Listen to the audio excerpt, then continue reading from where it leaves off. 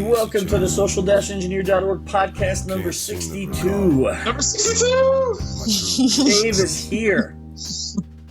Dave Kennedy has survived the big DerbyCon. Yeah. Right, that's right. We're all recouped and recovered. And, I think Chris got the con flu, or he just lost his voice like he always does at every single other conference. Yeah, I just lost my voice.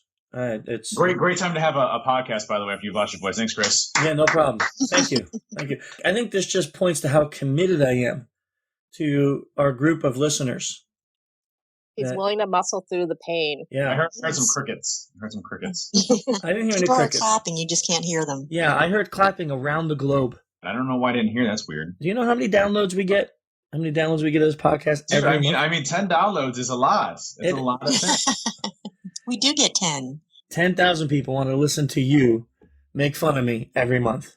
And it's great, isn't it? Yeah, what's not to like about that? I don't know. I will say this. What will you say, Chris? I will say this. The DerbyCon video of you totally pranking me through my whole speech has blown up, and people are still pinging me about it, telling me that they can't stop laughing and they're showing their family and friends. Dude, isn't that amazing?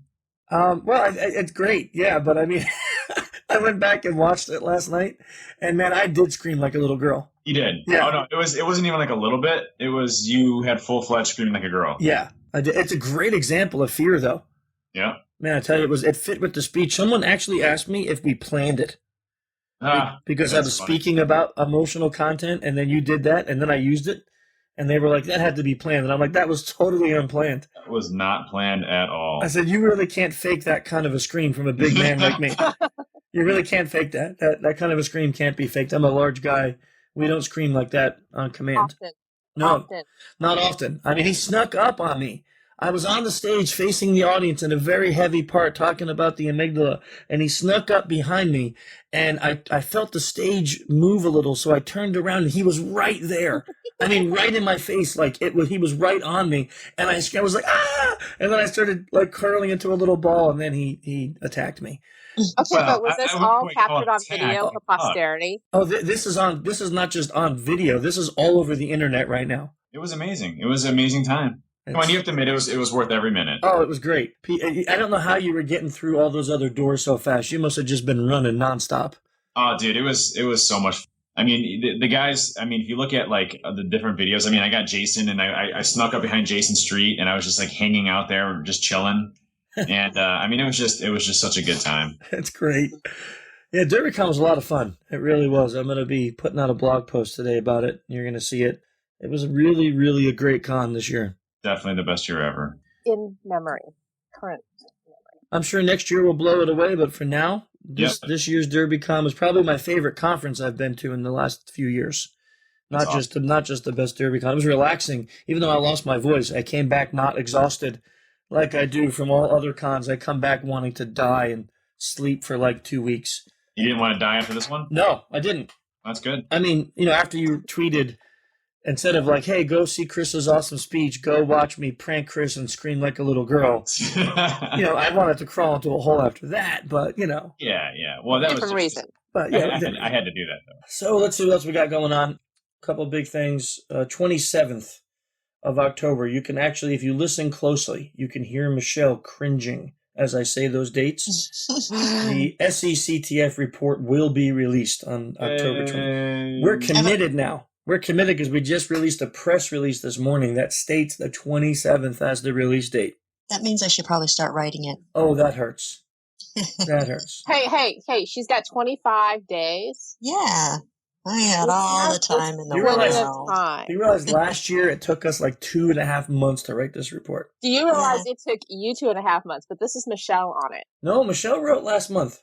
Right, yes. So that was her first year doing it. Yeah, that's true. I didn't even do the contest. That is true. Right, exactly. Both of those things are true. Both of that is all true stories. She is now a hardened and seasoned professional, and she's going to bang that out in 21 days or less. She is Social Engineer's best report writer. That is rude. I don't know if that's good or bad. Yeah, no, I write stuff. No, that's good. It's really good because when I write reports, people cry. Because I write them we broke in, done. Game over. The end. She actually puts content and makes it interesting. It makes it easier for me to jump in and write details because she writes all the stuff that makes it a good report, and I can just come in and add details. That's a technical term. I know it's very hard to understand when I use big words, but, stuff. Chris, you don't have any big words in your vocabulary. I do. Stuff. That's five. That's five characters. Like, as Michelle said, why use a big word when you can use a simple, short, small word? Simplicity is a good thing. Absolutely. Thank you. And I'm the master of simplicity. Now, I'm the master of stuff. Now, 4 days after we release the report, we are hosting a free webinar. It's going to be and Michelle loves this. Everyone listen. It's going to be a video webinar of Michelle and I discussing the CTF, the report, and all the details. Michelle? Dave, I'm going to have to borrow your horse mask for this. No problem. I got like 6 of them, so let me just know which color you need. Hey, it's okay. I'm wearing my Batman mask. So. You know what? It's right before Halloween, so perfectly apropos. Yeah. I'm going to be wearing my Batman mask, so it's all good. I think. Doing it. I think it'll be fun. So we'll be doing that on the 31st at 1 p.m. Eastern, and the sign up is now live. We've been tweeting it. It'll be on the site, be in the newsletter coming out tomorrow. But you could sign up for that. There's limited seats, so we only have I think we signed up for 1,000 seats, and last year there were more people that signed up than we had seats. So my suggestion is not to wait until like the 29th or 30th to sign up. But we'll be promoting it nonstop, so you can jump in for that. And just so everyone knows, none of this would have happened at DEF CON or here without our sponsors. We got Wombat. They sponsored us every year, actually, since the beginning of the SECTF. And Trusted Sec, Dave, has always been supporting us. Actually, number 62. I'm trying to mention sponsors. It's okay. Keep going. Pindrop also sponsored us, and they've been supporting us for the last 2 or 3 years. They're great. And the Kids CTF. Oh, God. The Kids CTF, sponsored by Qualis, and we can't even say enough good things about those guys. We love them, and they made it awesome this year. So thanking them again for all their support, everyone but Dave. Who actually hosted the event for you to actually... Thanks, buddy. Thanks.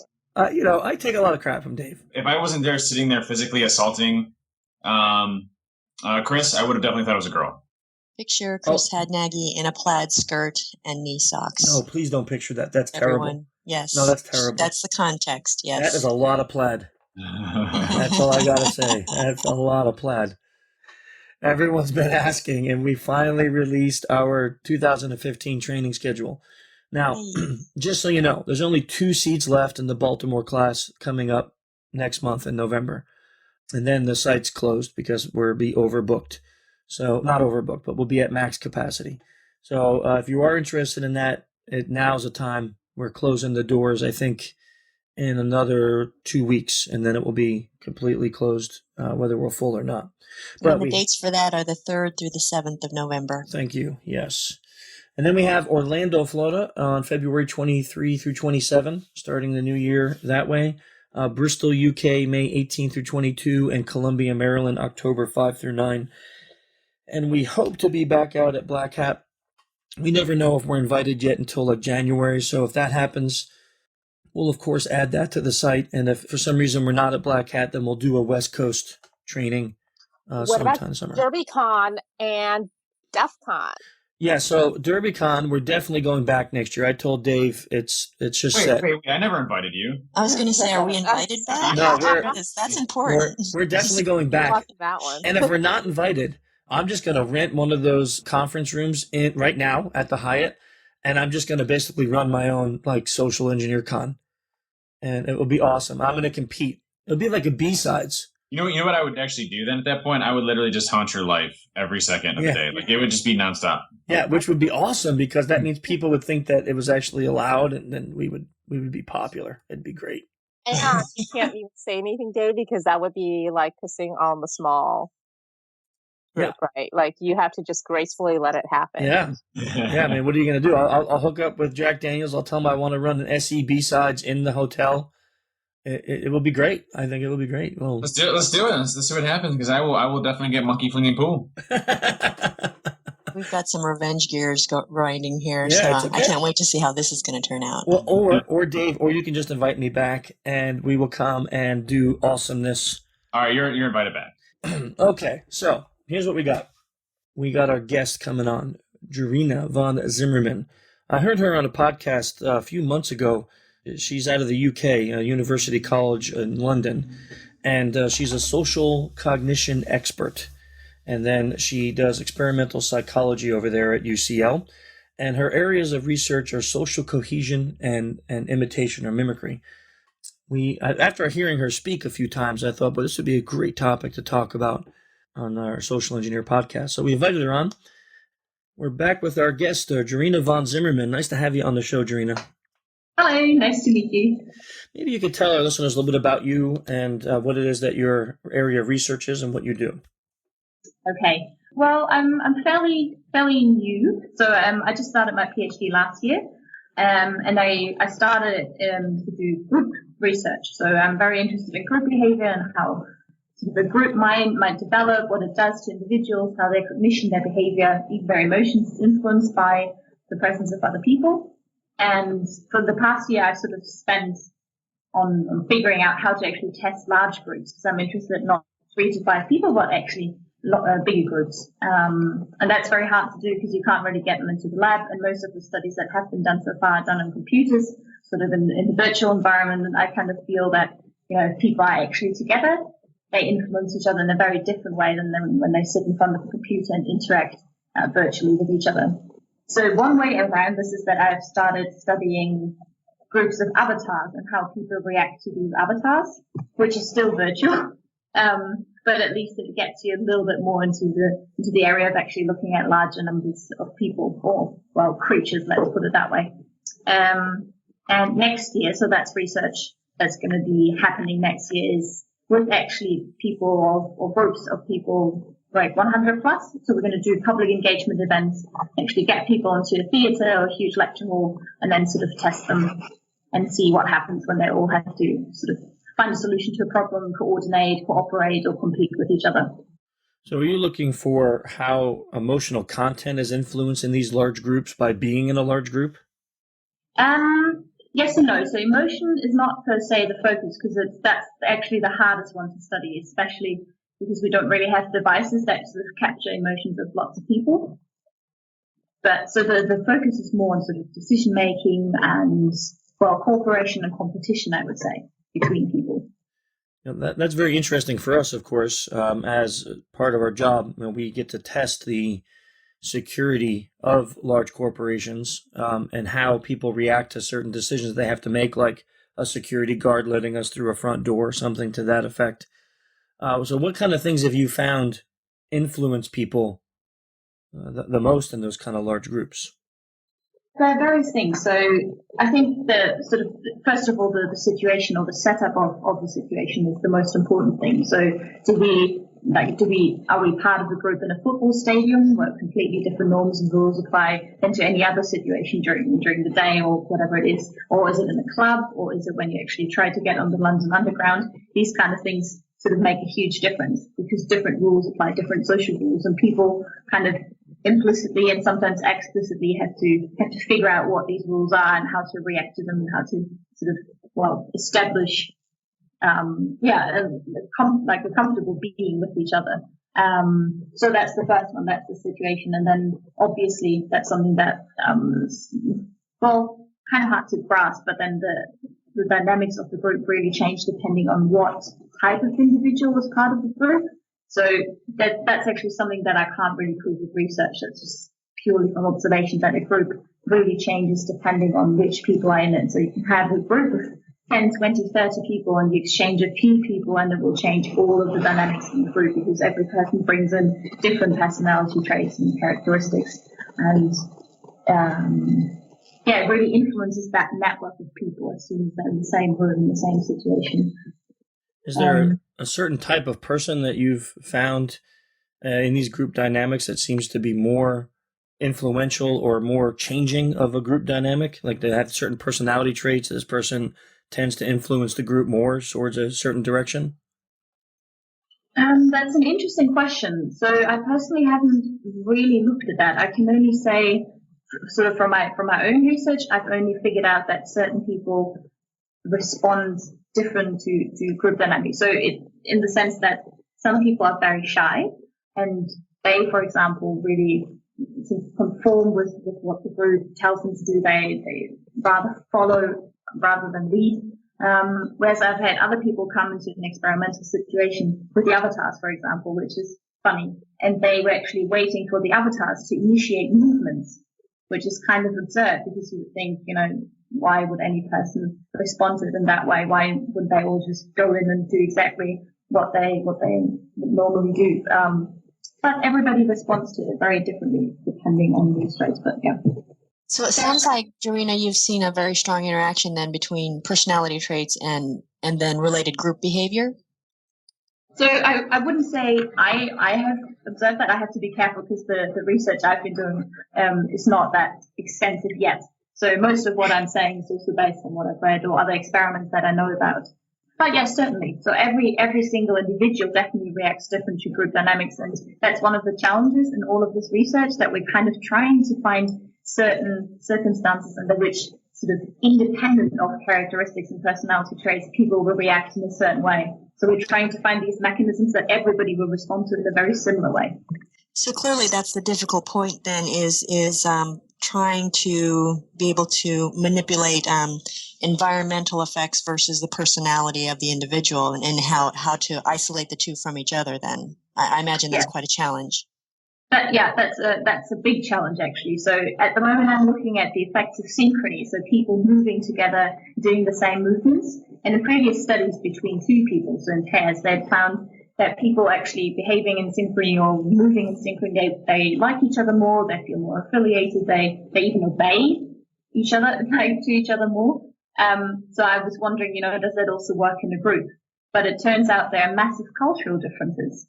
At least that's sort of what my preliminary results suggest, that, people coming from different cultures will react very differently to synchrony. And that's actually something that we didn't expect to see. On the contrary, we thought, synchrony is one of those things that will definitely increase how people feel about a group, how much they bond with each other. But in fact, it's actually not as easy as that, unfortunately.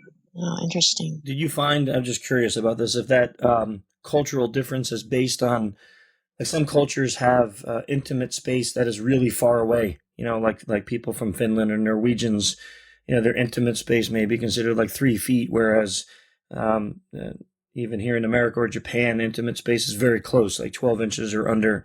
Did you find a correlation between those two things, like where what people consider allowed space to be in with friends affects how they're affected by this type of synchronized movement? No, we haven't looked at that. That's actually a great new research question, to be honest. So this entire group synchrony stuff, that's sort of something that we've started, and most people haven't really looked at groups. So the cultural differences that I was talking about before, they're actually still true. So we didn't expect it to find that. At the moment, we've only made that very, very, basic distinction between collectivist and individualistic cultures. So we haven't looked at personal space at all. We've only found that people who come from sort of more collectivist cultures, like Asia, or like mainly Asian countries, for example, they respond differently than all of the sort of Westerners which we have tested. Which groups from what you've seen are more influenced by group movement, by synchronized movement? Is it Americans or Asians? They're both influenced, but interestingly enough, in different ways. So we found that people from Asia, they tend to do what we expected everybody to do. They tend to affiliate with a group more after they've moved in synchrony with a group. Whereas in our particular setup of the experiment, I really have to emphasize that the Westerners, they sort of perceived the situation in a different way and then responded in a different way. So they bonded less with the group after they had moved in synchrony. And that was completely contrary to what we predicted. Were there personality traits that you saw that you say make people easier to influence? Like if they have this personality trait, they seem to be easier at being influenced either by a group or another individual? I suppose so, yeah. So according to the literature, those would be people who were sort of in need for approval, social approval, because they feel really uncertain either about themselves or about what's happening in a certain situation, or they're afraid of something, or they don't really know what the rules of conduct are, and then they sort of look to others to find approval and to find information of what to do in a certain situation. Usually these people also have like quite low self-esteem. Yeah, insecurity. I think insecurity and being uncertain of what to do, and maybe even about oneself, like who am I? This kind of question. If you constantly ask that question, maybe you're then more prone to actually do with others to find out. So that's a hard thing to notice on someone without actually either analyzing them or studying them. I mean, I'm sure there's some body language indicators of people who have low self-esteem, but sometimes people are also very good at hiding it or masking it. In your research, have you found anything that is an indicator of someone who is easier to influence? No. So my research hasn't actually dealt with that question whatsoever. So everything that I say is based on the stuff that I know from other studies. And then self-esteem, you can test that with a sort of very precise personality questionnaires. So I'm not a huge fan of questionnaires, but actually the ones that are on personality have become really good. So there's 5 big personality traits. You're probably familiar with them, right? Yes. And yeah, those have been really well researched. I mean, self-esteem is part of that. You can test it really well. So I guess the difference between a person with high and low self-esteem, that you could establish that quite well. Yeah, the reason I ask is, again, one of our jobs is after we help companies learn where vulnerabilities are, it's always in the human part of their network that we try to help them build educational programs that can teach people how to defend against those type of attacks. So if there was some indicators of people who are easier to influence, it would be a great tool to have to say to these companies, like, your employees who exhibit these traits, they need this type of training, or to ask these kind of reflective questions of themselves when they're being requested for information. I know that's far-flung, but something along those lines. And for us, it was just an interesting thought to see, especially with groups, because I'm thinking of a scenario like where it's very easy when you go outside. I'm not a smoker, but you go outside to the smoking area of a building, and you automatically become part of the tribe if you act like a smoker, or if you have an e-cigarette, or if you have, you just tell them you're trying to quit or something. And then when you're there with them, and if you become part of their little group, when they all go back into the building, they're less likely to ask you to show your badge or ID. You're part of their group. And now when they're all going in, and, not everyone's badging. The first guy badges the door, unlocks it, holds it for everyone else. And now you're just with the group going in, laughing and talking about smoking or whatever. And, it's always interesting to me to see how well that works. But to understand it from a scientific level or a psychological level would be very interesting to show how that can be defended against. That kind of information is very interesting for us. Yeah, I just keep thinking it's my first reaction would be that it's actually really hard, and to a certain extent maybe even impossible, because the type of situation that you describe is so common that everybody in that situation, it will just trust that person, because there are no signs for distrust. Why there are no cues in that situation to think that anything would be wrong. So it will be very hard for people to identify anything wrong with that situation. Yeah, I guess that's something I find that interesting. I've taken a note, but that's definitely something I would have to think about. It's a very tough question, and all of these situations where you're asking about sort of in-group, out-group behavior and how to actually change people's behavior in these settings, that's one of the hardest things to do, because in psychology, it's been one of the biggest problems ever to even change attitudes and behaviors in an individual. And if you imagine you put an individual in a group situation with all of these other things also going on, with all of these influences sort of bombarding the individual, and then if you had to take these out as well at the same time, that's almost impossible, I would say. Thinking about what you were saying about group moving and synchronization, I can almost see it that sometimes people, maybe there's 10 people in that group, so it's a small group. And now we're all walking towards the door, and maybe one person wants to ask, you can almost see them like a little uncomfortable with it. They're leaning away from me. They're not really getting close. They're not enjoying the conversation. So they want to ask, like, who are you? But the group doesn't ask. That whole social proof concept kicks in. Everyone else accepts me. So it seems like if he's part or she's part of that tribe and she stands up and says, well, who are you? And what are you doing here? And why are we going to walk in with you? That she may get ousted if I'm a manager or a boss or somebody important. So to avoid that whole possible shame, she just goes along with the group and continues to walk in. There's a very, very good explanation for why people do it. I'm not 100% familiar with the science behind it, but I'm pretty sure that in neuroscience, they've proven in fMRI scans that social pain or the social pain of ostracism is actually almost as painful, and if not more painful than actual physical pain. So people are very, very keen to avoid this pain whenever they can. So it's exactly what you say. This person is probably debating in his or her head, now, am I going to say something and then be exposed and actually feel really, really awkward and have this horrible feeling that nobody likes? Or am I going to keep my mouth shut and actually sort of think, well, all the others don't really see anything wrong with the situation, so I'll just go along with them. So we're taking information from other people in a situation in which we're very uncertain and then sort of go with the group norm and as an individual, even if we're unsure. Now that I'm talking about it, that's just my personal opinion. Is the only thing that you can possibly train people in is sort of to tell them over and over again, and I'm not sure what a workshop would be like or what it would look like, and tell them that they should actually overcome this feeling, that they should not in these situations kind of trust the group and look at the group information, but really trust the instincts. So think about that gut feeling that you have and go along with it, and then maybe if you taught them some mechanisms of how to do it in a very polite way, there's a way of pointing at somebody and saying, I feel uncomfortable when something's wrong, and what do you think? But maybe there are also ways of actually doing it in a very polite way, in a joking way, and saying, I don't know, I just have this feeling, explaining it to the others, and then maybe other people will realize too. Yeah, looking back at like Solomon Ash's studies back in the day, and how if that guy who was asked to, the guy who was really part of the test, and if he had one person on his team agreeing that the correct line was the right size, he was more prone to standing up for his belief system.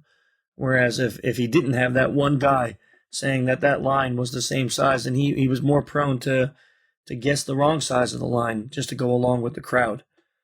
That always interested me because of how well it works, and I see it sometimes work on myself. I was just talking about with these guys at a conference I was at last week that Dave runs, and I had in the closing ceremonies went up front and saved seats for my team. So I had 3 or 4 people with me, and one of the security guards there is a friend, and she said, hey, save a seat.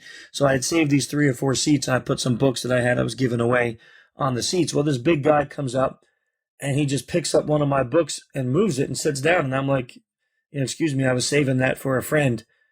And he just says, I don't care.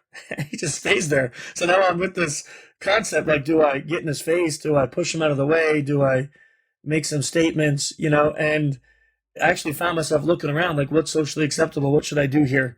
And afterward I kind of laughed at myself because I was kind of looking for someone to give me a cue on how far I should push this guy for being such a jerk. And I didn't do anything. I just said to him, well, that was really rude, but whatever. And then I ended up having someone sit on the floor because we didn't kick him out of the seat, which is so unlike me. Normally I would have just pushed the guy off the seat and moved him and said, well, that's where someone else was sitting. So, just looking at things like that, it's kind of funny to look back and see how even people who may understand what's going on, it still works against them.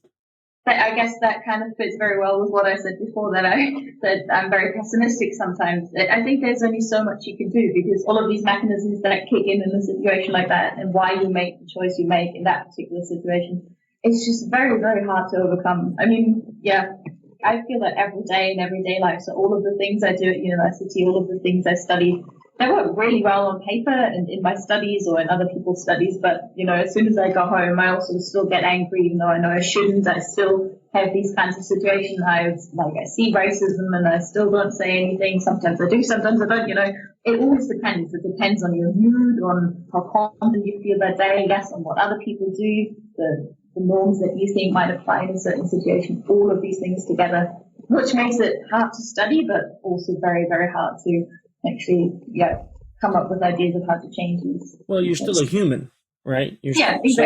So you deal with that. But I think, for me, I think the power part of that is the difference of someone who's like self-aware of these things and someone who's not. So although in that situation I can look back and say, boy, I really didn't act like I normally do, and I didn't maybe do the right thing by sticking up for my own belief system, I notice that. And someone else may just go on with their day and not realize why they handled it that way. So understanding, to me, is the first step in educating and maybe even change. If you don't have that understanding, that self-awareness, then you can't be willing to be educated and make a difference. So I think it has to start there, personally. Yeah, no, I 100% agree. I was actually having a similar discussion yesterday about stereotypes and prejudice. I'm actually convinced that this is the way to go. There's no way that we can ever create human beings who are not prejudiced. By creating that awareness, that's the first step in actually changing a lot of things.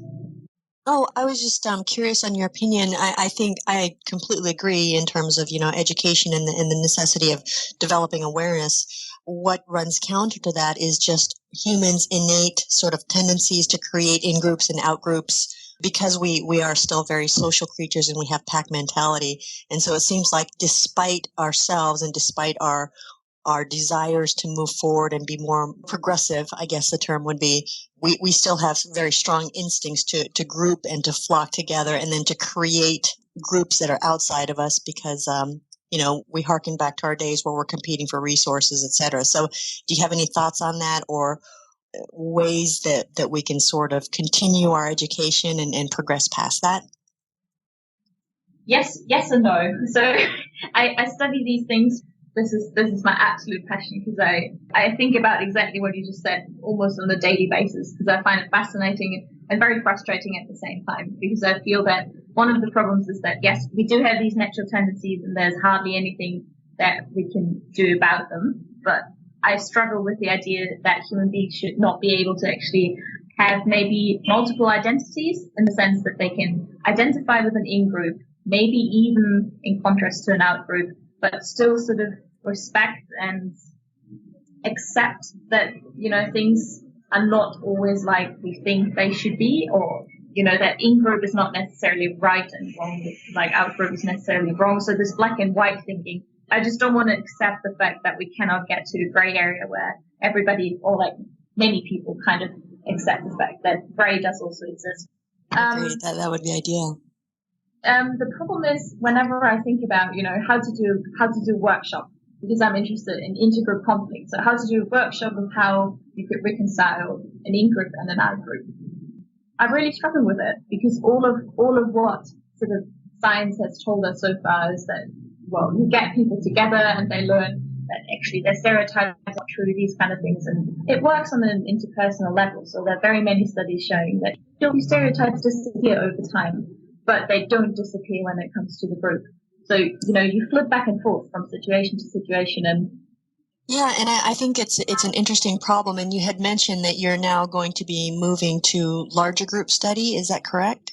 Yes, exactly. Mm-hmm. So I think that would be an additional challenge, right? Simply because on an individual level, you can educate individuals and to create different kinds of relationships. But now you're dealing with this on a very much more grand scale, and the pressures that the group creates. So I'm really curious on what you sort of expect to find or hope to find on a larger group basis. Yes, so I mean, there's certain things that you can manipulate, as for example the synchrony that I was talking about, or the social identity of the group. So how the people in a group feel about each other will definitely that would definitely affect how they cooperate, for example. So there are lots of games that you can play with them from the economics field.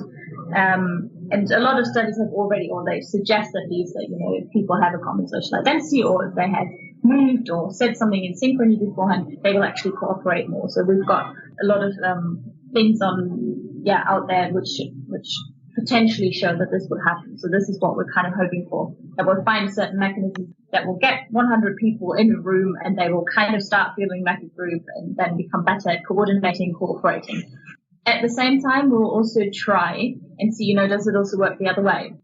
That's the unfortunate thing about things like a social identity. You can create it really, really quickly, and it works in terms of creating a very strong group identity, and people bond, and then they want to do things together, and they're very good at it. But at the same time, you can also abuse it.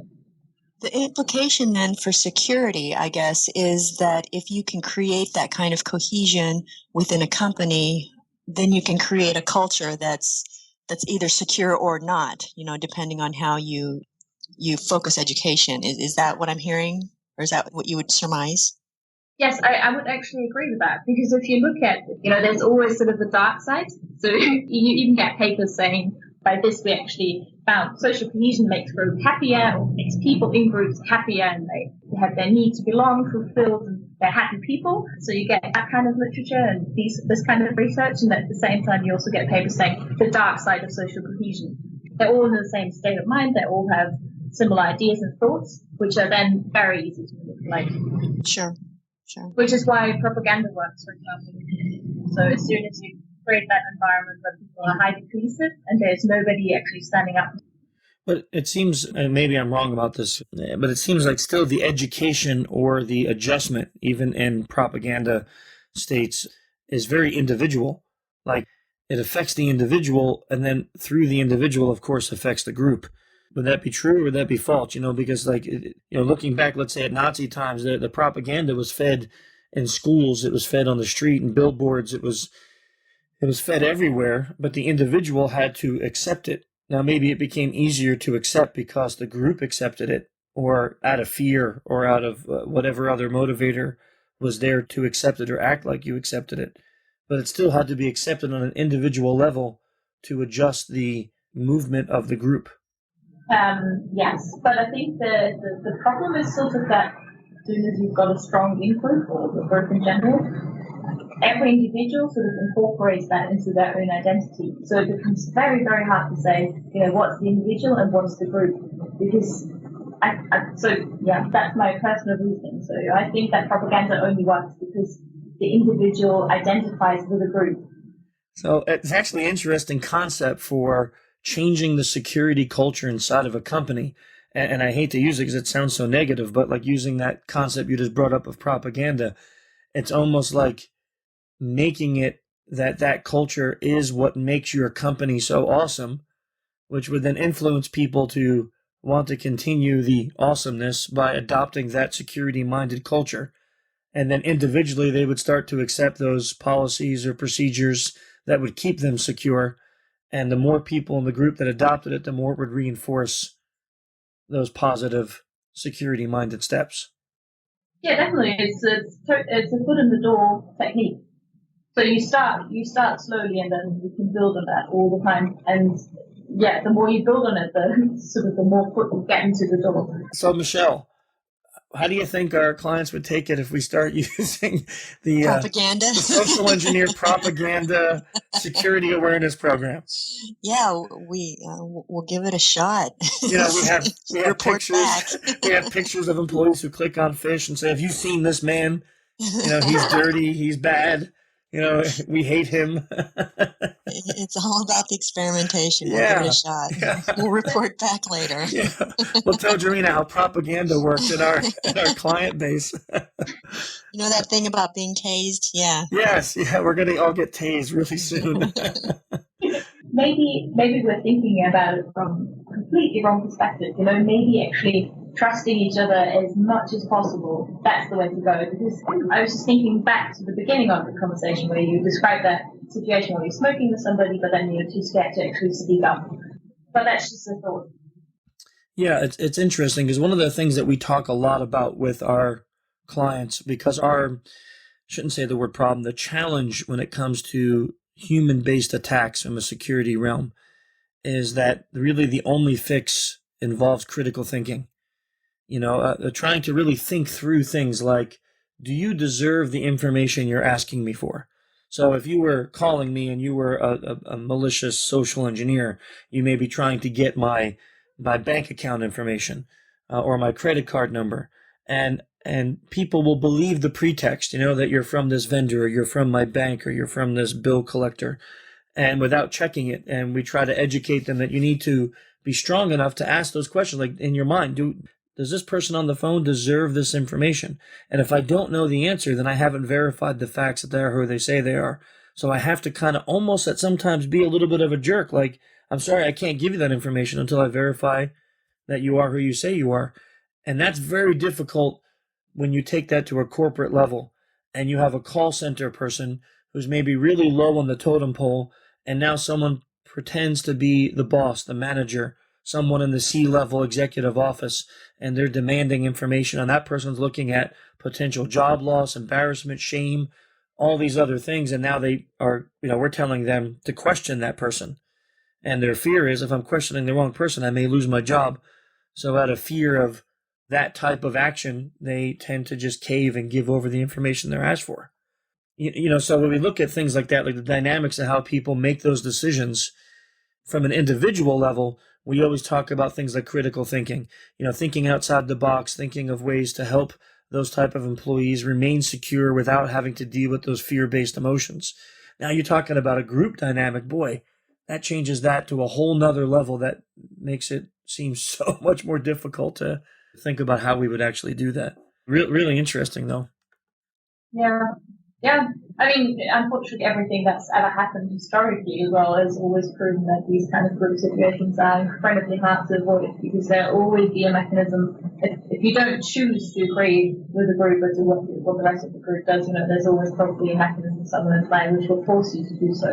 And in that sense, a lot of really horrible things can happen. Yeah, and we're kind of with you on that. Like we say, like sometimes at the end of the day, you feel pretty crappy because you're sitting there and you're like, okay, I'm doing all these great things. We're trying to help people, but this problem's never going to go away. There's no fix, right? You can't install a patch or a plugin into a human, and all of a sudden prejudice is gone, or insecurity is gone, or answering stupid questions is gone. Those things aren't going to occur.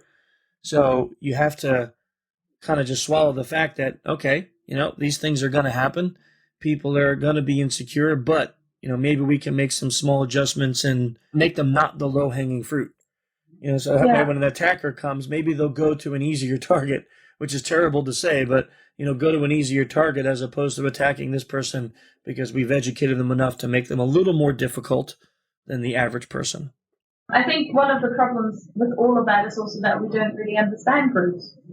So everything that I'll be doing from next year onwards is very, very, very novel, because I said that in the beginning, everybody who studies groups so far has either looked at very small groups, so at the most up to 10 people, which is interesting, but it doesn't really, there are a lot of other social situations with more people involved that nobody has ever really looked at, and most studies about decision making, or the group thing studies, for example, but it's so old, like all of the data is very old, and nobody's really trying to replicate it because it's very, very hard to do. I hope that now that we have a lot of technology which actually gives us the possibility to study larger groups, that will actually find out about mechanisms or patterns in group behavior that might actually help us to develop some more sophisticated methods or more efficient methods to actually help in exactly this kind of situation. That sounds like an exciting type of research to be involved in. Yeah, doomed to fail probably. I think it's interesting enough that people really want to know this kind of information. It's valuable to personal level, corporate level, business level, security level. There's just so many applications to the answers to those questions. I see it as something. So if people wanted to follow you or to read the research that you've done already or to see new research that you're doing, where can they find out more about you? You can either Google UCL experimental psychology. There's sort of a huge webpage with what's happening in the department. Or more specifically, they could go to a webpage called www.ithink, so I, like the I, and then think.org. That's the webpage of my supervisor, and I'm on it as well. And if something's happening and some new stuff is coming out, it will definitely be on there. One of the things we always ask people that come on the show, is we have a lot of really avid readers in our community, is on this topic of group influence or just influence in general. Is there a particular book that you have read that you say, boy, this is a great book, everyone should take a look at this? So there's one that I found very interesting by Christiakis and Fowler. It's called Connectors, and it's about social networks between people. It explains a little bit of how social contagion works in very many different respects, how many people you can potentially influence just with your own behavior, and how information spreads through networks. And that's a very good read. Very, very interesting. And I think massively valid because it works online. So, it works between America and the UK, but it also works in terms of smaller groups, who are physically close. No, that's excellent. That sounds like a really great suggested read for the listeners here. Well, Jorina, this has been fascinating for us. I mean, I love this topic, and I think that if you get answers to some of the questions you mentioned, it would be phenomenal for us to have you back to discuss some of those studies and to see what the answers were. I'm sure it will take you some time to do that, but it will be really interesting for us to find out if there's ways that education in groups can work, influence in groups can work. That would be a really great topic. Yeah, thank you very much for inviting me. I really enjoyed this. Yeah, I'm sorry if I didn't answer all of your questions precisely because it was very surprising because I wasn't 100% sure what. If you're not in the security industry, our topic is interesting and not familiar.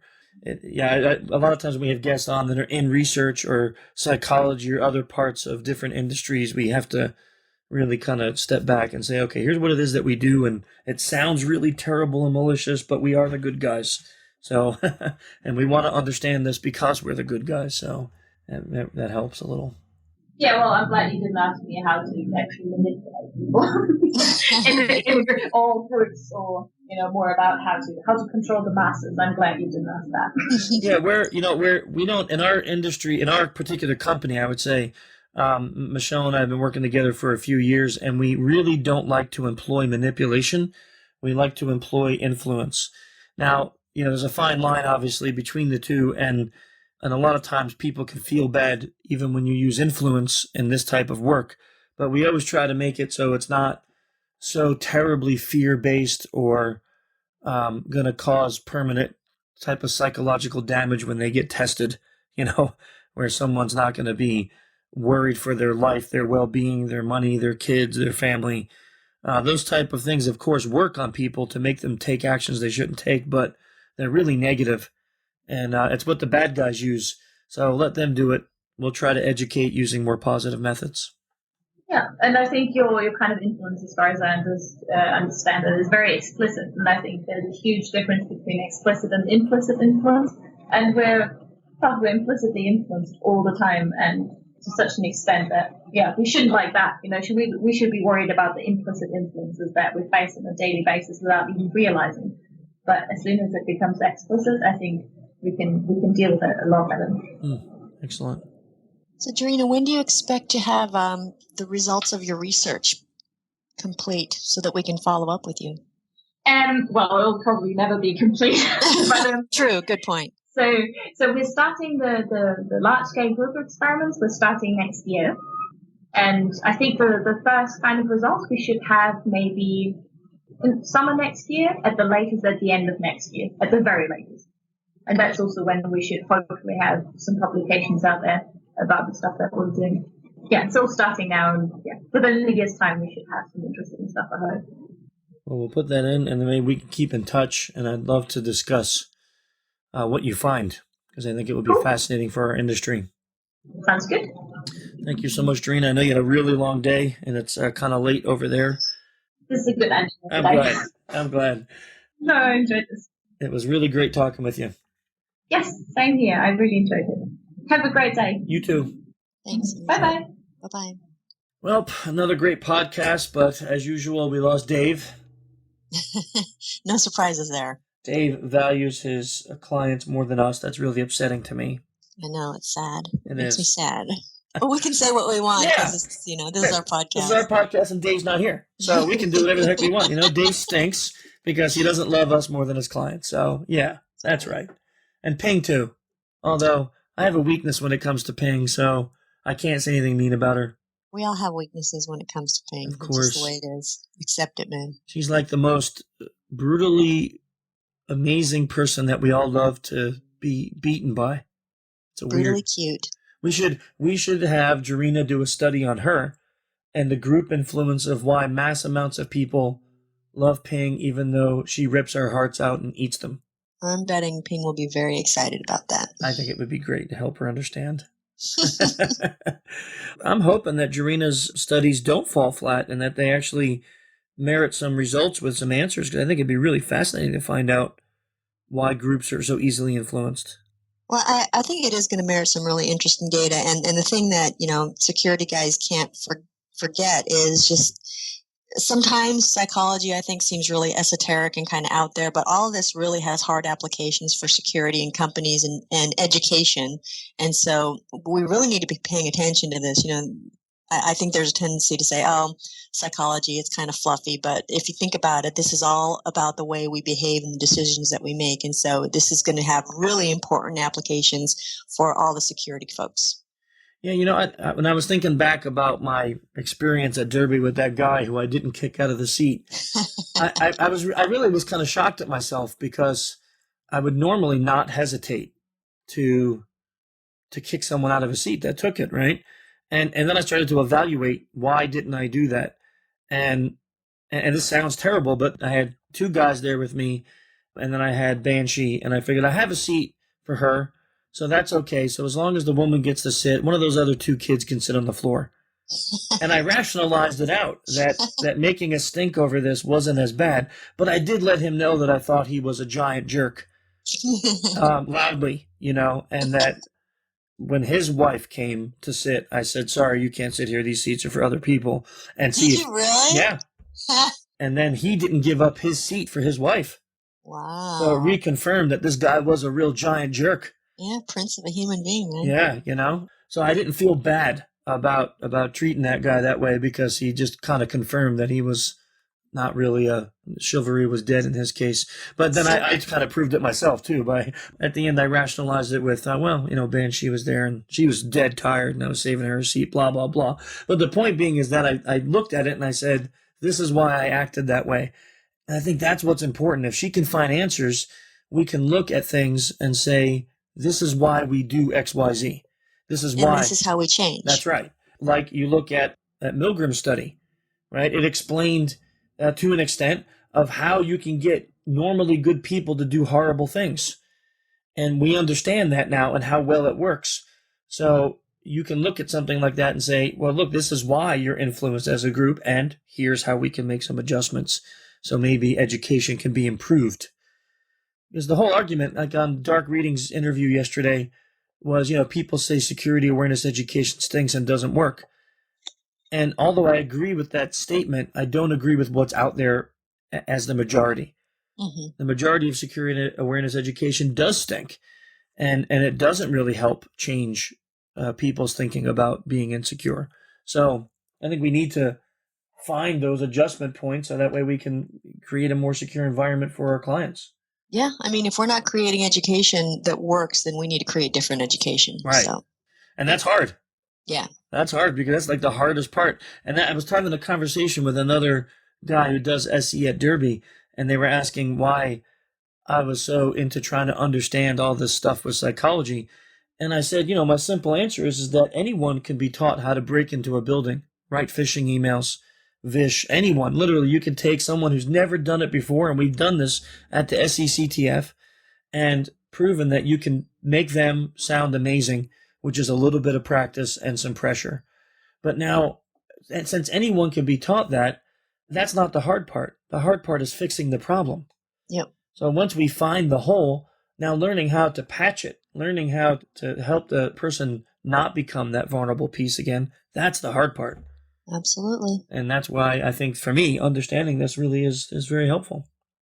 Oh, well, I was going to give Ping a chance to talk about her stuff since she made me feel guilty before, but since she's gone, sorry, Ping. Let's see, we could check out if you like us on Twitter. My Twitter is Human Hacker, and Michelle on the corporate Twitter runs on SOC Engineer Inc., so you can follow us both there. A lot of people ask how to get a hold of us, and on the website, social-engineer.com, there's all sorts of contact information, and also on social-engineer.org, if you go to our About page, there's all sorts of contact information for our groups and teams there. If you like IRC, we're on irc.freenode.net on the channel social-engineer. I think that's about all the ways to contact us. You can try smoke signals or carrier pigeons, and we'll try to reply to that too. But if not, when's our next time? We'll see people. It's not till DEF CON, right? Yeah, if they don't catch us at a training class, I guess DEF CON will be the next time we see everybody.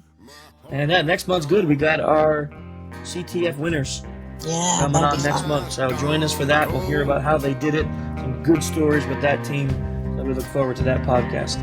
Until then, see you.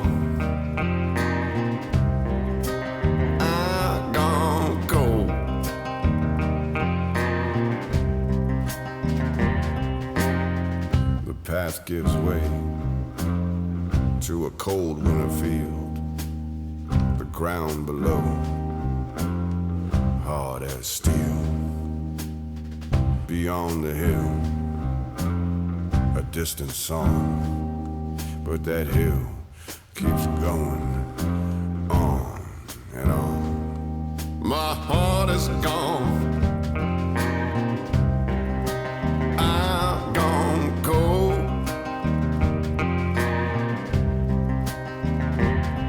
My heart is gone. I'm gone cold.